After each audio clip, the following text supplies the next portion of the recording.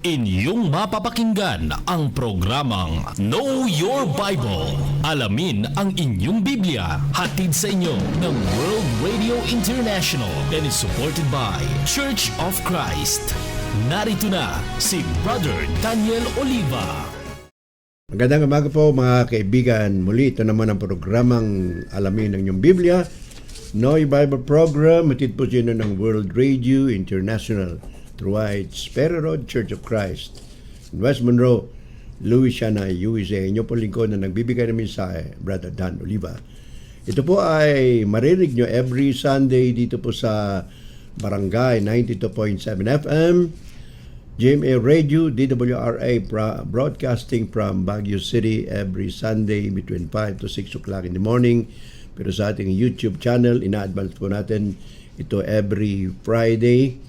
At ito po ay intended for June 9, 2024. Ang ating pong leksyon ay pinamagatan kong Righteousness Exalts a Nation based on the book of Proverbs chapter 14 verse 34. Ito po ay kahilingan ng isang kapatid natin. Kaya ito ay sinagot natin at binigyan ng pansin at of course leksyon dito sa ating radio program and at the same time sa ating YouTube channel.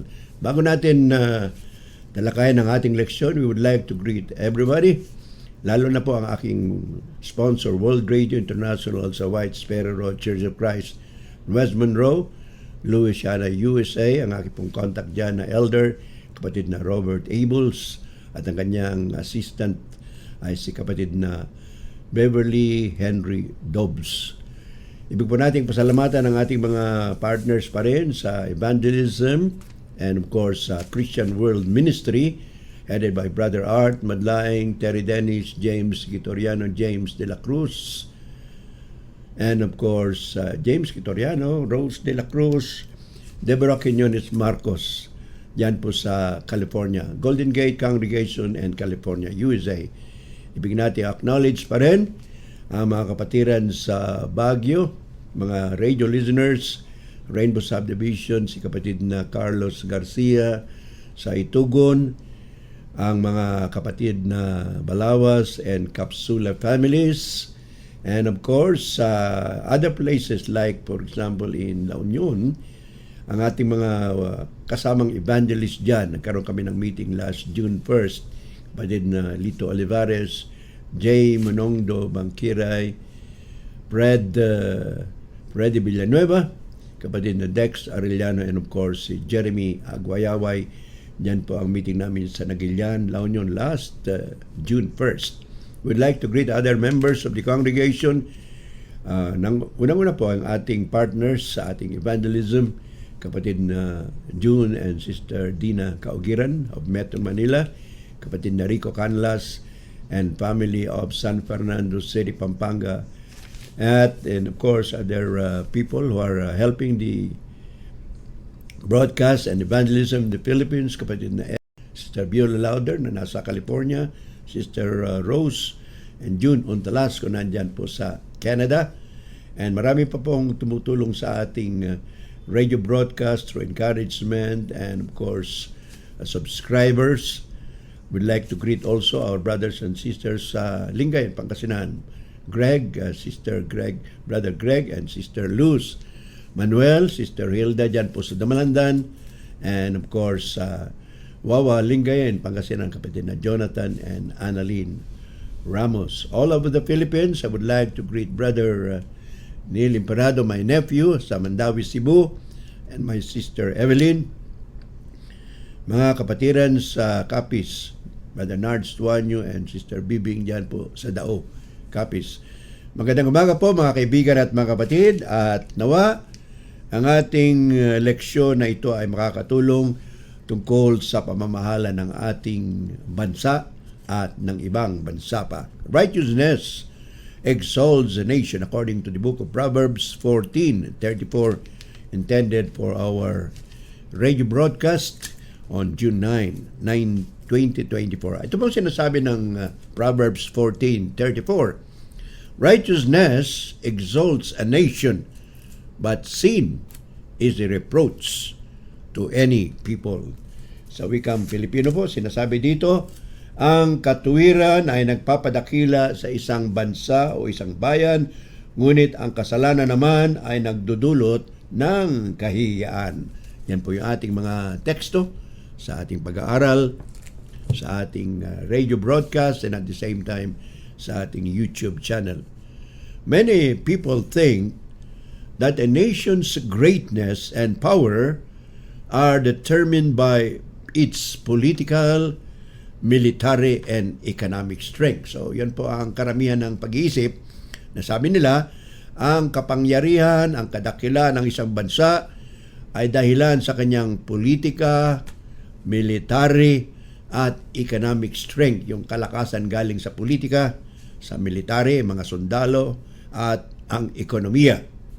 Subalit, anong sinasabi ng Biblia dito sa ating binasang teksto sa Proverbs 14:34? Sabi naman ni Haring Solomon, righteousness exalts a nation. So in God's sight, ano man ang kadakilaan ng isang bansa, wala pong higit sa sinabi ni Haring Solomon sa Proverbs 14:34, righteousness exalts a nation.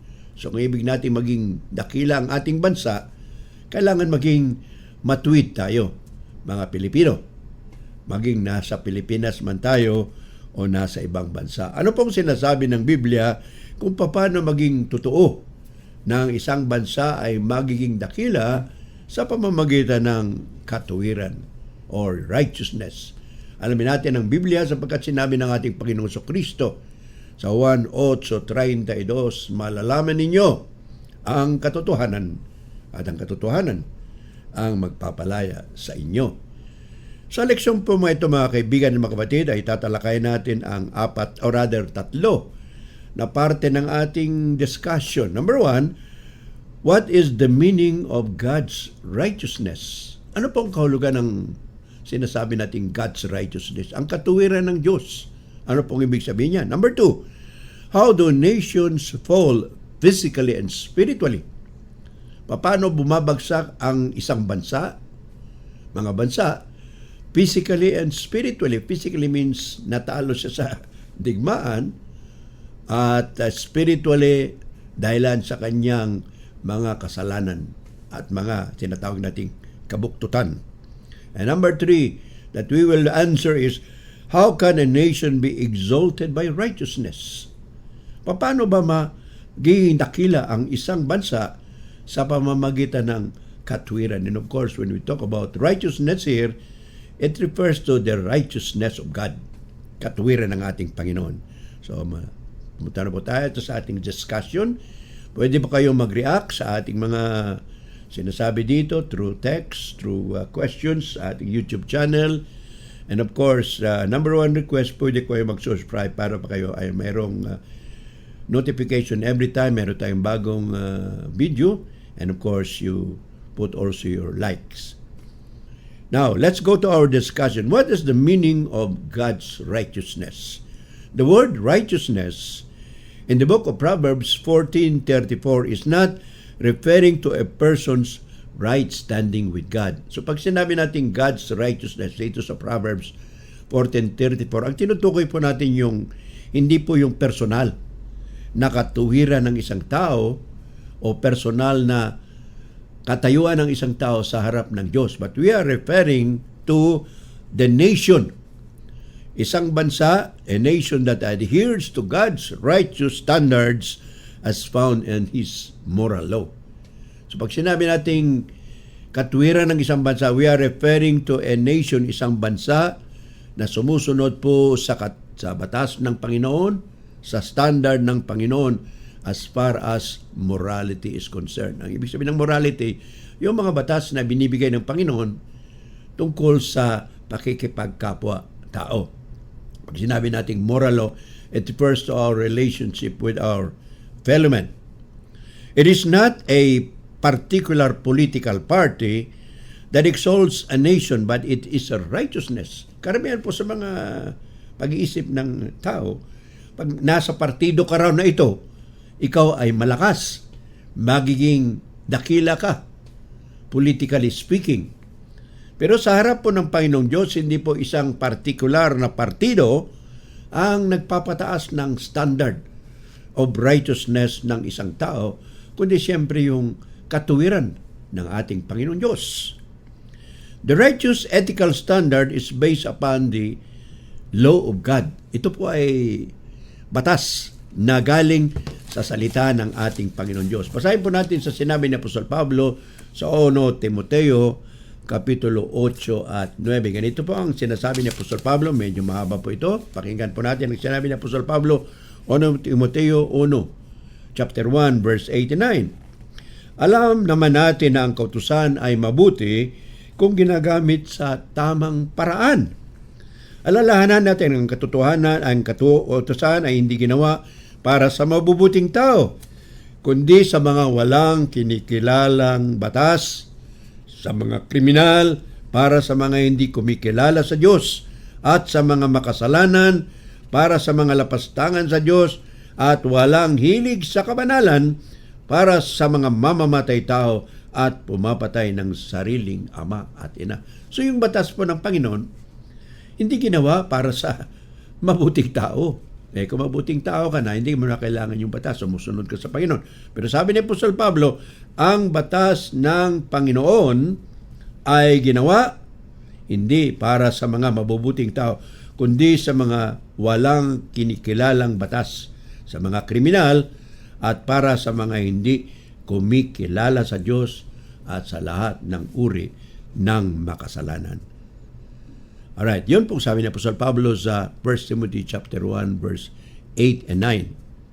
The law cannot save anyone, but if it is applicable as a righteous standard for both the church and society. Yung batas po na binigay ng Diyos, batas ng Panginoon na binigay sa tao, hindi po yun talaga ang nagliligtas.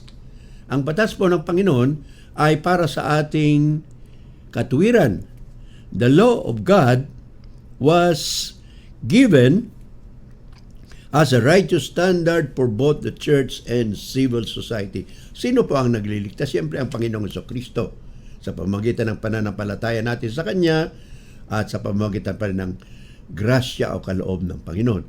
But the law is given as a righteous standard for both the church and society. Binibigay po ng batas ng Panginoon ang ating iglesia, pati na rin ang ating lipunan, para may sinusunod ang tao. At pag sinusunod yan, siyempre sasabihin natin, ang isang bansa ay magiging dakila.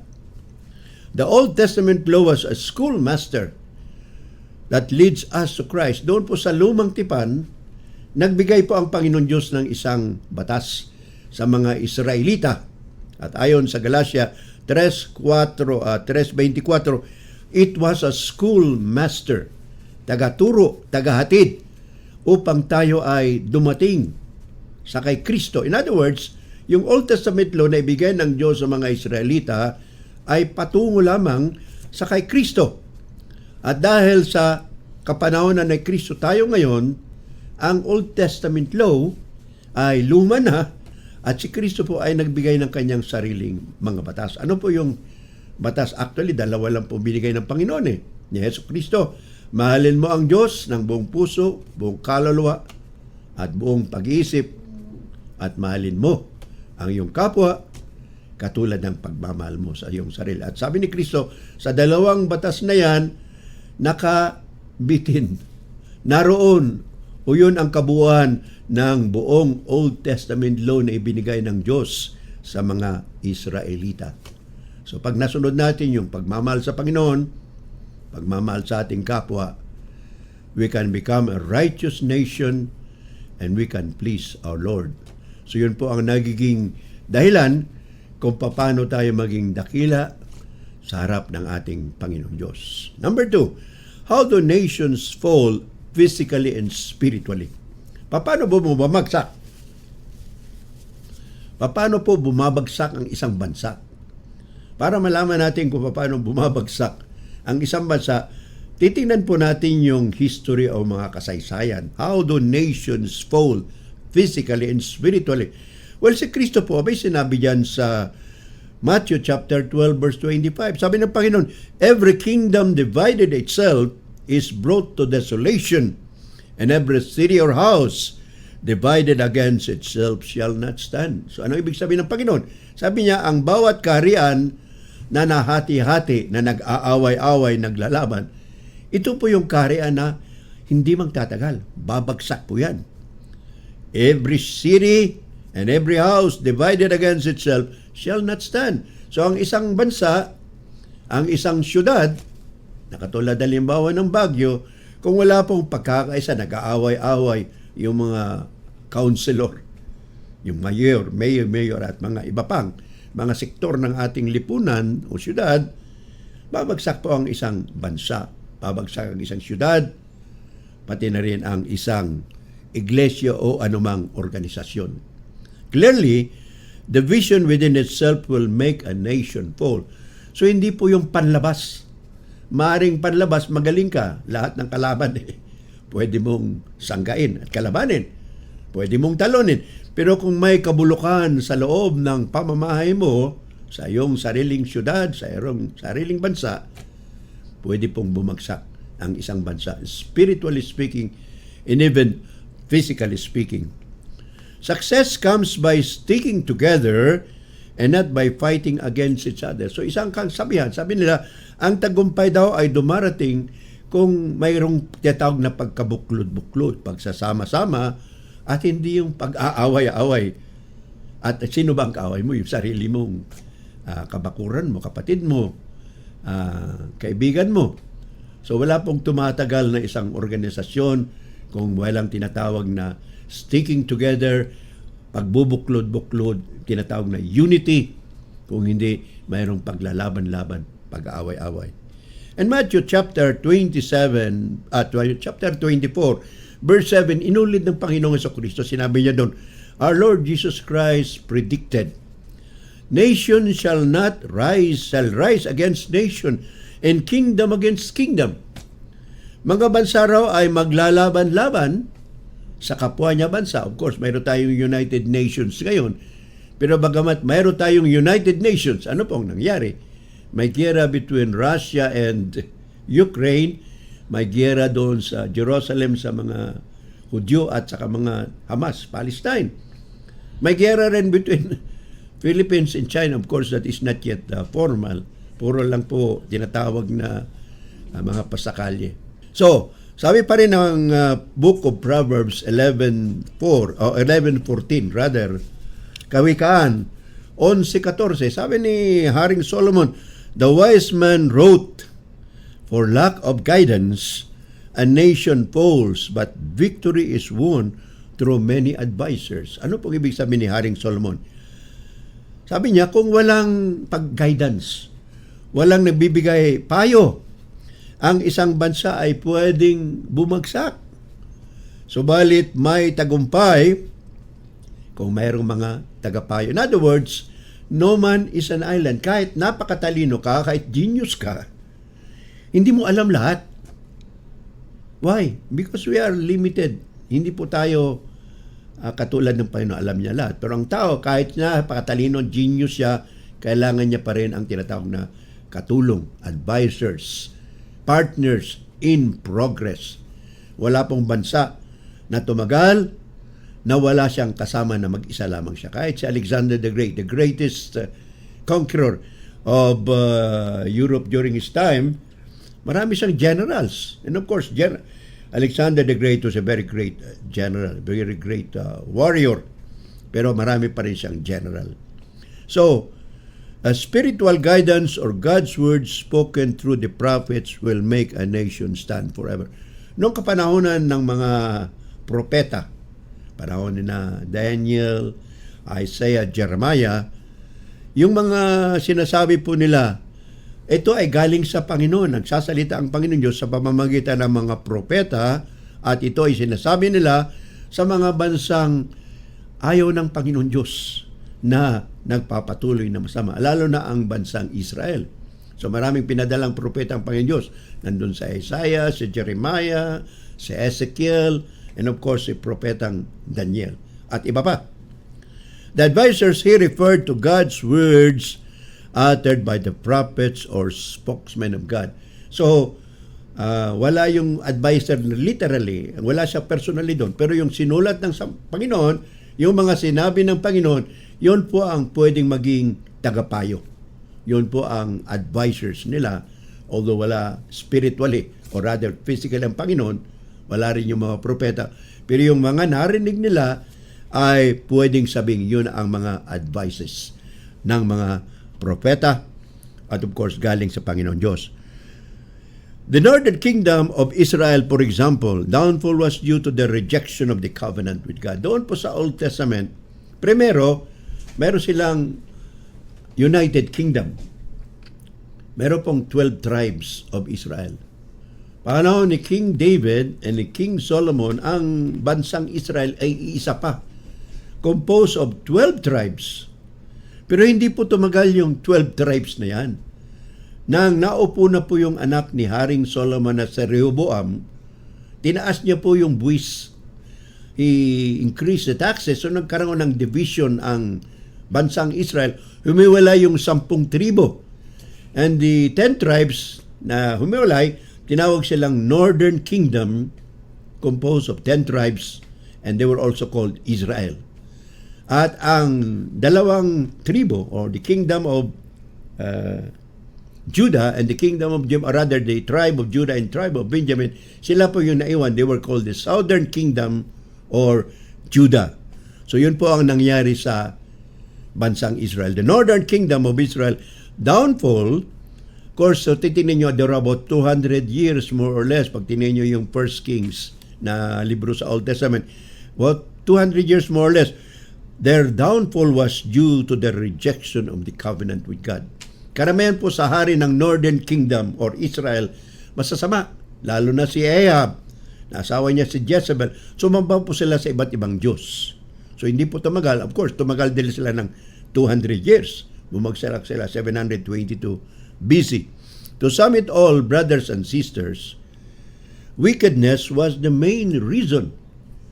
Ang pinakadahilan kung bakit bumagsak ang Northern Kingdom or the Northern Kingdom of Israel was because it was an unrighteous kingdom. Napakasama po ng kaharian na yun, lalo na yung panahon ni Ahab at saka ni Jezebel. The sins of their kings involved adultery, murder, idolatry, and a host of deceptive acts to cover up their sins. So ano naging kasalanan nila? Napakarami po. Adultery, pangangalunya, marami silang pinapapatay, lalo na mga propeta. Idolatria, pagsamba sa iba't ibang Diyos, at napakarami po pong kasalanan ng bansang Israel. At and of course, kung titingnan nyo, naging pasyensyoso ang Diyos. 200 years sila na nabuhay o existed before the kingdom of Assyria destroyed the city of Samaria and of course the northern kingdom of Israel. Yan po yung history. God allowed Assyria to totally destroy the northern kingdom of Israel in the year 722 BC. So bumagsak po ang northern kingdom of Israel sa taong 722 before Christ or BC. Now let's go to the southern kingdom or the so-called Judah.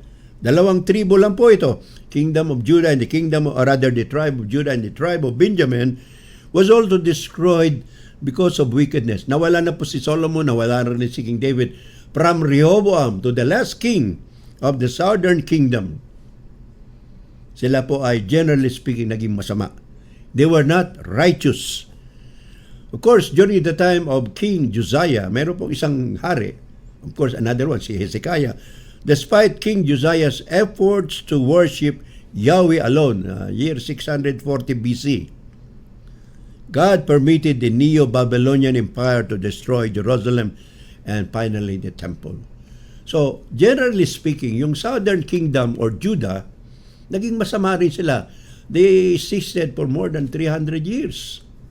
Pero, generally speaking, naging masama. Ang dalawang pong magagaling at mababait na prophet, or rather king, ng Southern Kingdom or King Hezekiah, and the other one was King Josiah. Subalit, that was not enough. Napuno na po ang Panginoon Diyos o pinabayaan ng Panginoon Diyos ang Babylonian Empire to finally destroy the city of Jerusalem, pati po yung templo na pinagawa ni Haring Solomon sa Jerusalem ay sinira, winasak ng mga taga-Babylonia. Ito po ay nangyari about 586 before Christ. So more than 500 years dumating si Kristo. Wala na po yung city of Jerusalem, wala na rin po yung templo. So summarily speaking, brothers and sisters, ang mga bansa, pati na yung bansang Israel na nahahati sa dalawa, bumagsak din dahil sa kasamaan nila. They were destroyed because they were wicked. Nawala po yung sinasabi nilang righteousness, katuwiran ng Panginoon. Well, several prophets were sent to them. The prophets Isaiah, the prophet Jeremiah, the prophet Ezekiel were used by God to warn both the kingdoms of destruction unless they would repent. So ano nangyari? Hindi naman sila nagsisi. Pinadala ng Diyos si Isaias, pinadala ng Panginoon si Jeremiah na tinawag nilang the weeping prophet. Panay ang iyak ni Jeremiah. Pinadala rin si Ezekiel, propetang si Daniel at iba pang mga propeta. Subalit hindi po nagsisi ang bansang Israel, the northern and the southern kingdom, and finally the southern kingdom was destroyed in the year 586 BC by the Babylonians. Winasak po yung templo, sinira yung bansang Israel, pati ang city of Jerusalem, pati yung mga walls nila ng collapse. And of course, another 70 years, bumalik sila doon, but that is another story. So we will go to the next part of our lesson. Pangatlo po, how can a nation be exalted by righteousness? Ang pinag-usapan po natin yung mga nakaraan. So we will talk about today, how can a nation become exalted in the sight of God? By righteousness. Particularly, halimbawa, ang Pilipinas. Paano po maging exalted? Paano maging dakila ang Pilipinas? Hindi lang sa politika, hindi lang sa ekonomiya, kundi sa pamamagitan ng katuwiran, pagsunod sa salita ng ating Panginoon Diyos. Pwede bang maging dakila ang Pilipinas? And of course, we all know that in the Asian countries, sabi nila, only the Philippines is considered the Christian nation. Of course, marami na pong mga kapatirang Muslim dito sa buong Pilipinas. So we cannot really claim that we are only the Christian nation sapagkat dumarami po ang mga kapatiran nating Muslim. But let's answer the question, how can a nation be exalted by righteousness? God's people have to repent from their loose living and lack of commitment. In short, they should seek God.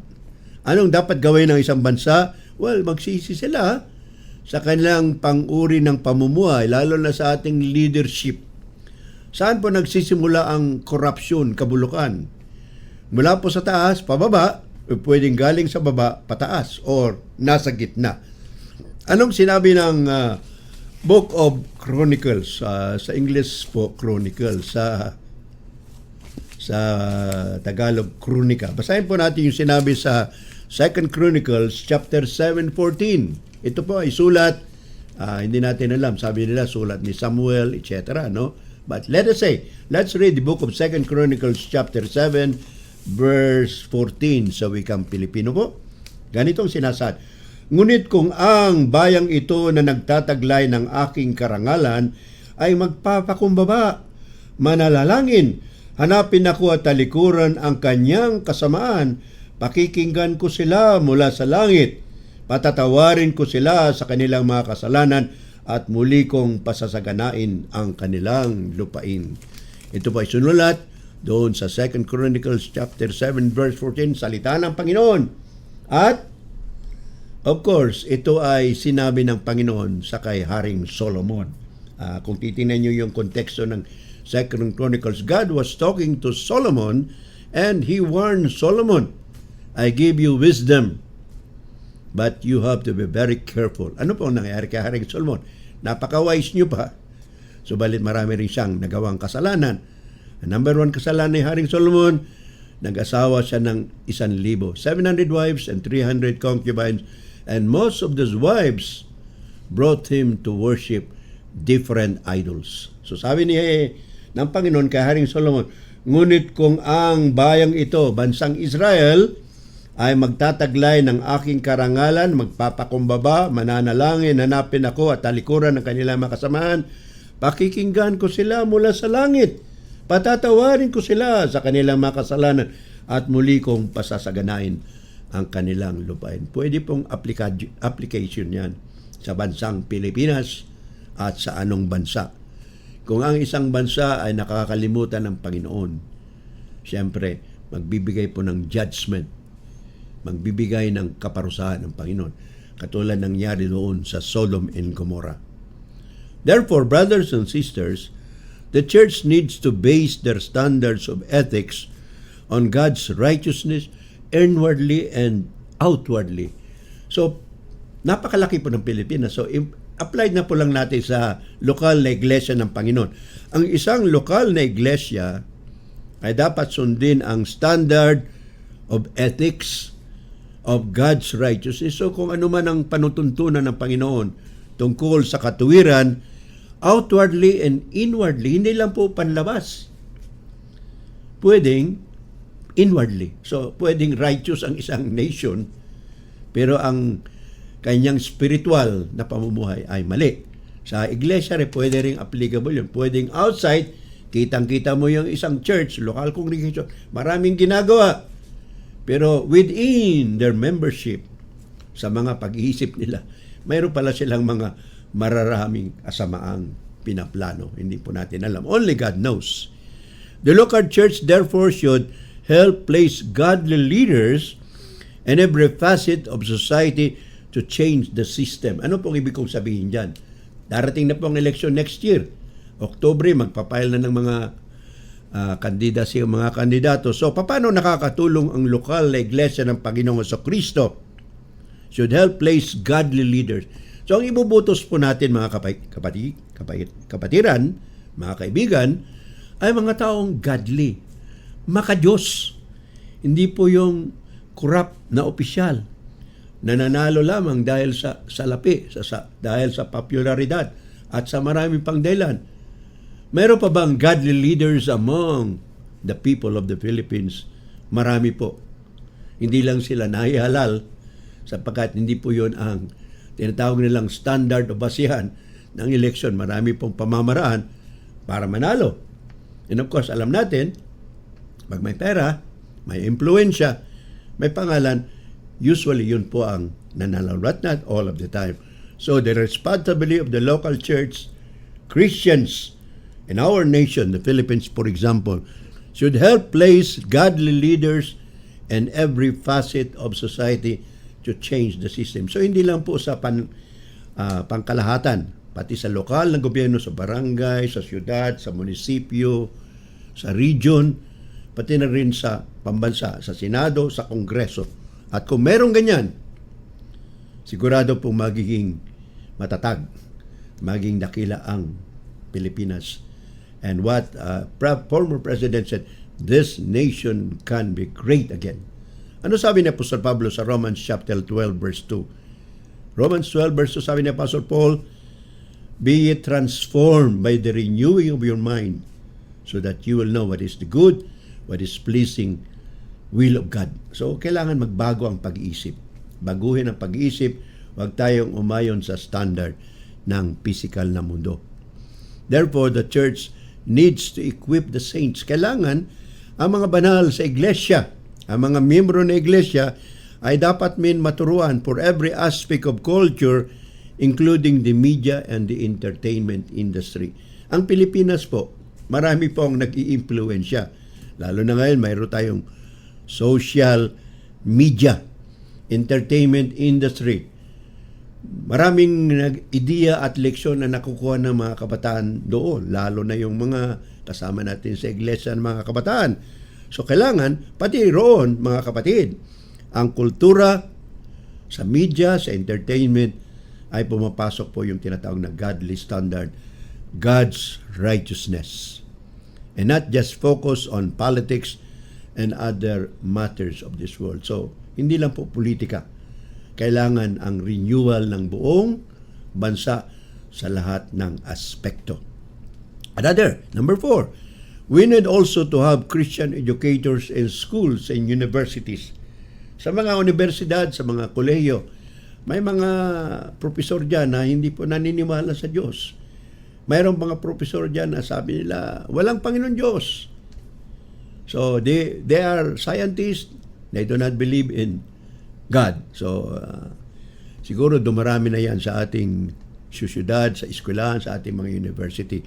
So, therefore, there's a need to recapture the biblical worldview in higher learning institutions to influence the masses of young people and others in society. Kaya kung mas maaari, kung ang mga members ng Panginoon, mga Kristiyano, ay maging profesor, maging instructor sa mga koleyo, sa mga universidad, malaki pong tulong sa pagiging dakila ng ating bansa sa harap ng ating Panginoon Diyos. Overall, we need a multi-generational plan of nurturing our biological and spiritual children. Ano pong ibig sabihin yan? Multi-generation means lahat ng henerasyon. Lahat ng antas, pwedeng kabataan, pwedeng mga young adults, young professionals, mga matured people, lahat po ng aspekto i-address natin yan. At kung titingnan po natin mga kaibigan, ang Biblia ay kompleto. Pwede para sa kabataan, pwede sa mga kababaihan, pwede sa mga maedad na, sabi natin matatanda. May mga leksyon po about elders and also mga tagapangaral ng salita ng Diyos. To become gatekeepers and problem solvers of culture. Hindi po tayo ang source ng problema, kundi we become the problem solvers ng kultura ng Pilipinas. Tagabigay ng payo. We should be integrated in all aspects of society, brothers and sisters. We become gatekeepers. Gatekeepers patungo sa langit. Problem solvers, spiritually speaking, so that the church becomes the center of the community. Ano sabi ng ating Panginoong sa Kristo? Matthew 5:16, let your light so shine before men, so that they may see your good works and glorify your Father who is in heaven. Paliwanagin ninyo ang inyong mga ilaw. Ayun lang po yung ilaw na yun. Yung good works natin, yung gawa ng Panginoon, para makita natin, at pag nakita ng mga tao, pupurihin nila ang ating Panginoong Diyos sa kalangitan. Yun po ang ating mensahe. At bago tayo magtapos, we'd like to thank everybody for listening and of course for tuning to our YouTube channel. Just a repetition of our lesson this morning, brothers and sisters. Indeed, righteousness exalts a nation, but sin is a reproach to any people. Ang katwiran po ay siyang naging dahilan ng pagiging dakila ng isang bansa, lalo na ang Pilipinas. Subalit ang kasalanan ay isa pong kahiyaan sa isang bansa. At of course, alam natin lahat yan. Both biblical and secular histories are filled with stories of kingdoms rising and falling. Kung tayo po ay mahilig sa mga kwento, mga kasaysayan, basahin po natin yung history, world history, Asian history, American history, etc. Lahat po yan. Biblical and secular histories are filled with stories of kingdoms rising and falling. Ang pinakadakila pong kingdom o kaharian, of course, sabi nila, the Roman Empire lasted for about 1,000 years. Pero the kingdom of Rome or the Roman Empire did not collapse because of their enemies only from the outside. Nung last part na po, inaatake na sila ng mga Vikings, ng mga warriors. Subalit, doon po sa loob ng Roman Empire, nandun po yung kabulukan, yung kasalanan. They were having divorces, corruption, etc. Doon po sa loob mismo. And that was the reason why the Roman Empire also collapsed after more than 1,000 years. So, masasabi natin, Rome fell not only because of invasions from their enemies, but also of corruption within the empire. So, hindi po sa kalaban nila lamang sa labas, kundi yung corruption, kabulukan sa loob ng kanilang imperyo. To be part of God's people as catalyst of a nation, we invite you therefore to become a Christian. Para po kasali tayo sa mga tao ng Diyos, nagiging sinasabi nating catalyst of a nation. Taga tagabuhat ng ating bansa upang maging dakila. Kung kayo po ay hindi Kristiyano, kayo po ay aming inimbitahan mga kaibigan at mga kapatid.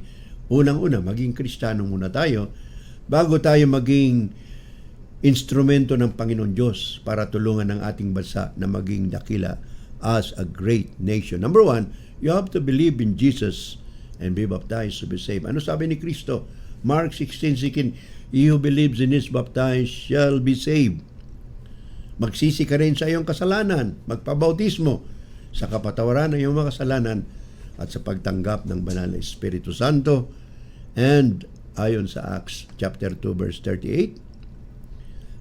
And of course, to be able to accept Christ, sabi ng Panginoong si Kristo at through the Apostle Paul. Sabi po ni Apostle Paul sa 2 Corinto chapter 6 verse 2, sabi ni Apostle Paul, now is the acceptable time.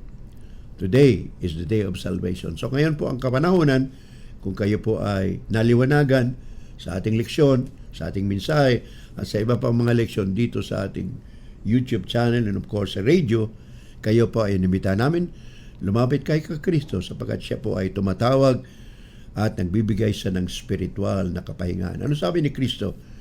Matthew chapter 11 verse 28 to 30. Every time sinasabi ko ito, come unto me all ye that labor and are heavy laden, and I will give you rest. Take my yoke upon you and learn of me, for I am meek and lowly in heart, and ye shall find rest unto your souls. For my yoke is easy, and my burden is light. Sabi ni Kristo, lumapit kayo lahat, kayo nabibigatan, at bibigyan ko kayo ng kapahingahan, sapagkat ang aking pabigat ay magaan lamang, at magkakatagpo kayo ng spiritual na kapahingahan. Manalangin po tayo mga kaibigan at mga kapatid. Ama po naming banal na marami na nasa langit, marami pong salamat sa leksyon na ito. Marami sa iyong salita. Maraming salamat po sa iyong anak na si Jesucristo na pinadala niyo dito sa lupa, naging tao upang kami iligtas sa aming makasalanan, at kami po ay patuloy na sumasamba sa inyo hanggang sa tapusan ng aming buhay, at ihatid niyo kami sa inyong kaharian sa kalangitan. Patawad po sa mga kasalanan namin, katulad din ang pagpapatawad namin sa mga nagkasala sa amin. Ito po ang aming dalangin sa mahal na pangalan ng iyong anak na si Jesucristo na aming tagapagligtas. Amen.